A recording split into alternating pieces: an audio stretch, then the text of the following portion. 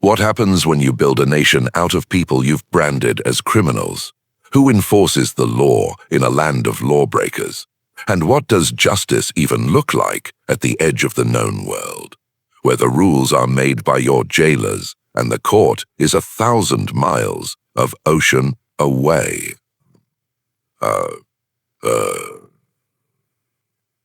The story of early Australia isn't just about survival against the odds. It's about the brutal, complex, and sometimes surprisingly human system of crime and punishment that was set up in this vast open-air prison. It's a yarn about the law of the Lash, the quiet rebellions, and the strange moral code that grew in the shadows, a code that in many ways still whispers to us today. Let's meet a bloke we'll call Michael. He's not like Thomas, the farmhand who stole some food. Michael is a fiery young fella from Cork, transported for sedition, a fancy word for speaking out against the English crown. He arrives in Sydney Cove, not with the quiet despair of a common thief, but with a spark of defiance still burning in his eyes. He quickly learns, however, that this new world has its own ways of extinguishing such sparks. The colony isn't just a place of hard work. It's a place of absolute rigid control, where your life is governed by the ring of a bell, and the whim of a bell, and the whim of an overseer. The law in this new land was simple and swift. It was the law of the Lash, for the smallest infraction, answering back to a soldier being found with a stolen potato. Not working hard enough, the sentence was almost always the same: a trip to the triangles. This was a crude wooden frame where a man was tied, his back bared to the sun and the eyes of his fellow convicts. The flogger, often a burly soldier or another convict earning a favor, would step forward with the cat-o'-nine tails, a whip with 9 knotted leather cords designed to tear the skin from a man's back. 50 lashes. 100. Sometimes more. The sickening thud of the lash, the spray of blood, the agonized screams. This was the soundtrack of justice in early Sydney. You have to wonder what that does to a man's soul. Not just the man feeling the lash, but the ones forced to stand and watch, to see their mates brutalized for next to nothing. It was a spectacle designed to inspire terror and obedience. For some, it worked. It broke their spirit completely. But for others, like Michael, it did the opposite. Every lash he witnessed, every cry he heard, just hardened the defiance in his heart. It didn't make him obedient. It made him smarter. It made him a survivor.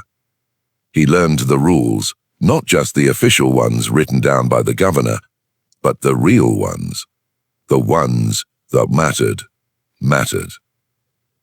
He was taken under the wing of an older convict, a quiet man named Finn, who'd been in the colony for years. Finn taught him the convict code. Rule number 1. You never, ever dob in a mate. A dobber, an informant, was the lowest form of life. Worse than the most brutal overseer. If you got caught, you took your punishment. You never dragged anyone else down with you. This code of silence, of loyalty to your own, was the glue that held their world together. It was the first faint echo of Australian mateship, born in the shared misery of the convict system. It's a strange sort of morality, isn't it? A society of outcasts creating their own strict rules for survival, right under the noses of their jailers. They had their own language, a flash slang to confuse the guards.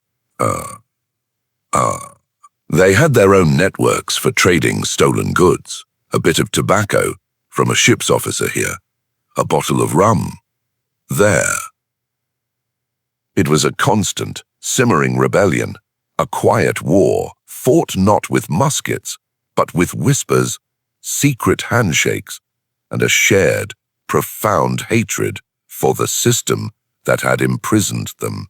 The man who embodied that system for Michael and his work gang was a cruel, ambitious officer we'll call Sergeant Croft. Croft wasn't just a guard. He was an artist of misery. He took pleasure in his power, in finding small reasons to send a man to the triangles. A look he didn't like, a tool not cleaned to his satisfaction. He represented the absolute power the system gave one man over another, and Michael, with his rebellious Irish spirit, was a natural target. The two of them were like flint and steel, and it was only a matter of time before a spark flew. It happened over a simple dispute. Croft accused Michael of stealing a ration of flour, an accusation Michael denied. Words were exchanged. Defiance flashed in Michael's eyes, and that was all it took. The sentence was 100 lashes and a month in the leg irons, The flogging was brutal, but Michael refused to cry out. A small act of defiance that infuriated Croft and earned Michael a quiet, grudging respect from his fellow convicts. The month in leg irons was worse. Heavy iron shackles that rubbed his ankles raw, making every step an agony, a constant, clanking reminder of his status. It was during that month, dragging the heavy irons through the dirt, that a new, dangerous idea began to take root in Michael's mind. Escape. It was the ultimate colonial crime, but it was also the ultimate dream. Whispers and rumors were a constant currency in the settlement. Some said that China was just a few hundred miles over the Blue Mountains. Others believed a community of free white people lived in the interior. Interior. These were myths born of desperation, but for men at the end of their tether, a myth was better than no hope at all. Perhaps that was the moment his defiant hope turned into a dangerous, desperate gamble. Freedom was out there in the vast, intimidating Australian bush. But so was starvation, dehydration, and a lonely death. Michael, Finn, and two other convicts started making a plan. They secretly gathered what little food they could steal. They studied the stars. And one moonless night, they slipped away from their barracks and vanished into the darkness. For the first few days, the feeling was pure exhilaration. Freedom. No bells, no guards, no chains, just the endless canopy of the gum trees above them. But the bush, as they soon discovered, was a far crueler jailer than Sergeant Croft. It was a beautiful, but utterly indifferent, wilderness. Their meager supplies ran out quickly. The land that the Eora people had lived on for millennia was a green desert to these Englishmen. They didn't know what plants were safe to eat, how to find water, or how to navigate the disorienting, featureless landscape. Their dream of China turned into a nightmare of hunger and thirst. After 2 weeks, starving and delirious, they were found by a patrol of soldiers, not miles away, but wandering in circles just 30 miles from the settlement.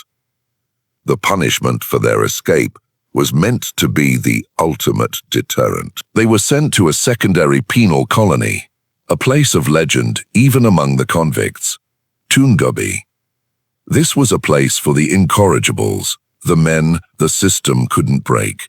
Here, the work was harder, the rations smaller, and the lash was used with even greater frequency. Greater frequency. It was a place designed to crush the last vestiges of a man's spirit.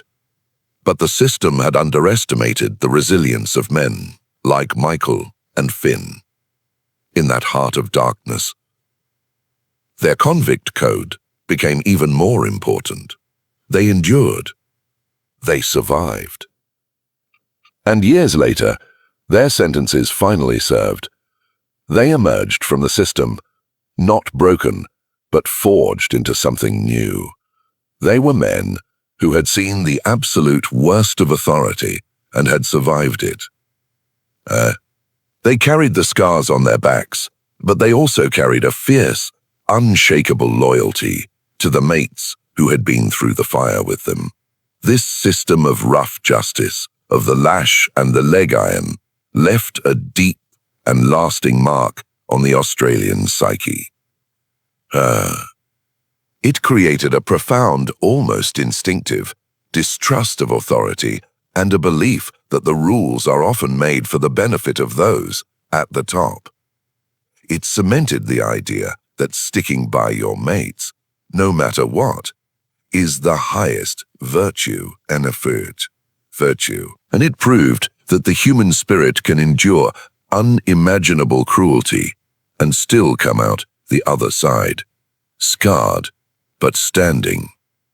The echoes of that brutal system are still with us, in our language, in our attitudes, and in the enduring story of the Aussie battler who, when faced with injustice, might bend, but will never, ever break.